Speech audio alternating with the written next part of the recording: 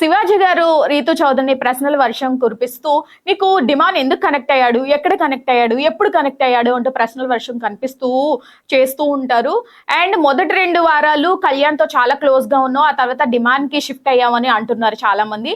So shocking statements చాలా మంది viral అయిపోయాయి. వాటికి ఏం సమాధానం చెప్తాం అనగానే దీంతో రీతు మొహం ఒక్కసారిగా మాడిపోయింది.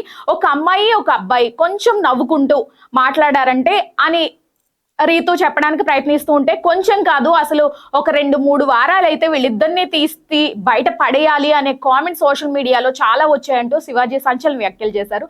అక్కడితో ఆగకుండా సంజన విషయాన్ని ప్రస్తావిస్తూ నీ క్యారెక్టర్ మీద అంత పెద్ద ముద్ర వేసినప్పుడు నువ్వు అలానే ఎందుకు ఉన్నావు అంటూ నిలదీశాడు. దీంతో రీతు నేను నాలా ఉండడానికే ప్రయత్నించి ఉన్నాను అని తనదాని స్టైల్లో సమాధానం చెప్పింది. Strong counter. అలాగే సంజన కోసం హెయిర్ కట్ చేసిన విషయాన్ని కూడా శివాజీ ప్రస్తావించారు.